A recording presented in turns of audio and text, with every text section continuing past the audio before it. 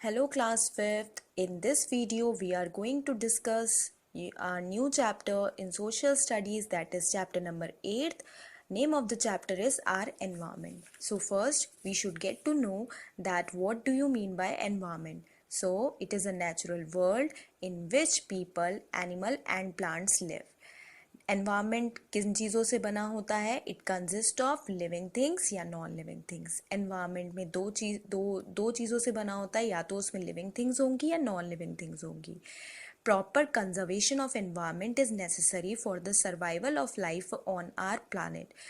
Proper conservation ज़रूर होना चाहिए, मतलब एनवायरनमेंट को हम अच्छे से सुरक्षित रख पाएँ ताकि हम खुद से सर्वाइव इस प्लानट पर कर पाएँ. तो what is necessary to survive in this planet? It is environment. तो इसीलिए एनवायरनमेंट को कंजर्व करके रखने की ज़रूरत होती है.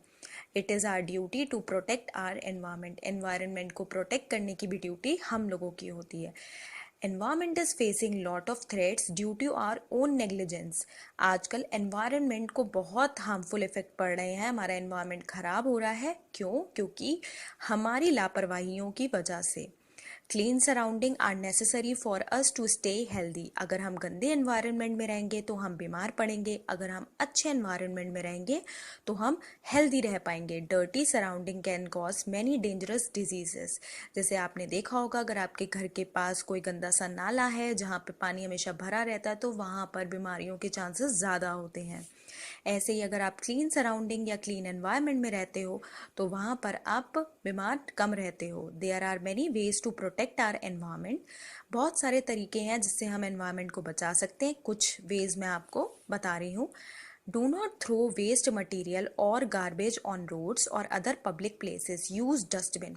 कहीं पर भी कचरा इधर उधर नहीं फेंकना चाहिए, ना रोड पर ना ही पब्लिक प्लेस पर. हमेशा अगर आपको कचरा, गार्बेज या वेस्ट मटेरियल फेंकना है तो use dustbins.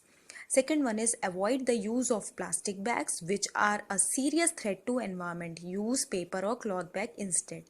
Plastic bags use नहीं करने चाहिए क्योंकि प्लास्टिक को गलने में बहुत सारे साल लग जाते हैं और प्लास्टिक हमारे एनवायरनमेंट को पोल्यूट करती है.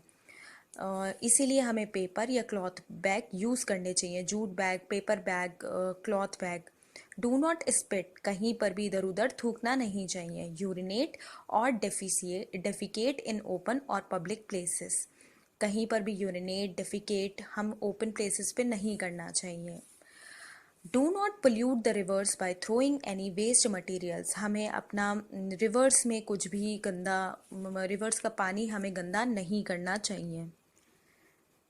Now let's discuss what are the type of waste. जैसे अभी हमने बात करी कि हमें रिवर्स में वेस्ट मटेरियल नहीं फेंकना चाहिए, इधर उधर रोड्स पे नहीं फेंकना चाहिए. तो वेस्ट मटेरियल भी दो टाइप के होते हैं. नंबर वन होता है biodegradable and second one is non biodegradable.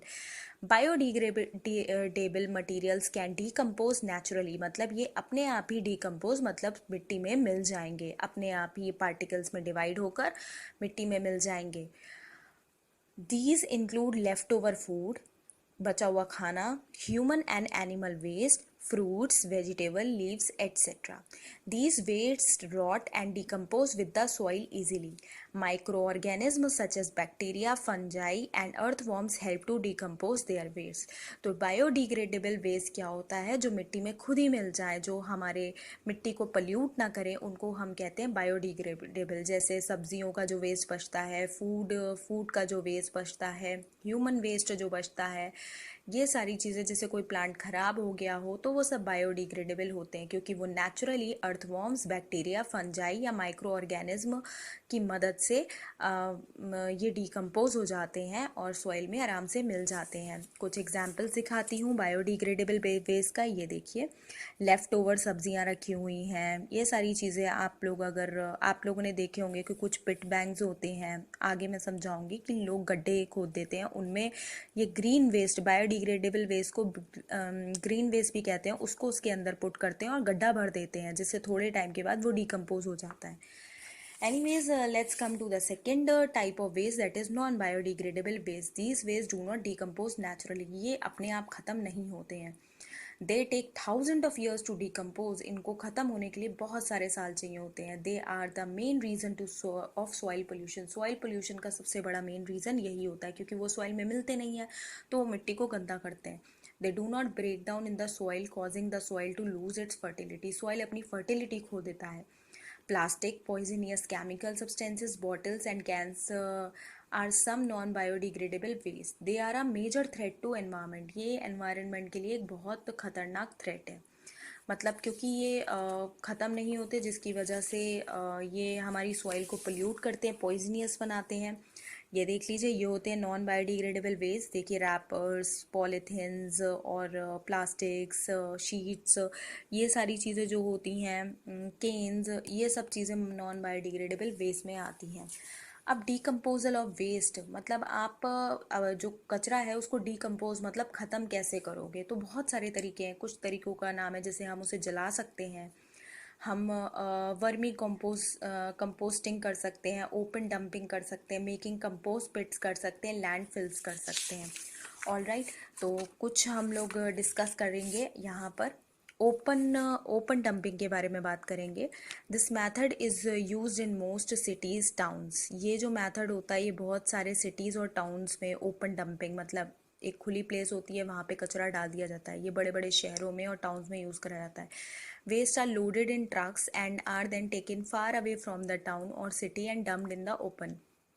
क्या करते हैं, शहर के जितने भी लोगों का कचरा होता है वो सब ले जाते हैं ट्रक वगैरह में भरकर, और शहर से थोड़ा दूर एक खुली जगह पे जाकर उसे डंप कर देते हैं, उसे फेंक देते हैं। But this is not an eco friendly way of waste disposal, ये एक इको फ्रेंडली वेस्ट तरीका नहीं है।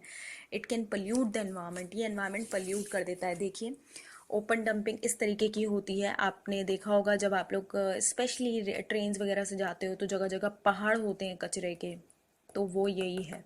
ये एनवायरनमेंट को पल्यूट करता है, तो it is not the good way of decompose the waste. Second one is compost पिट्स।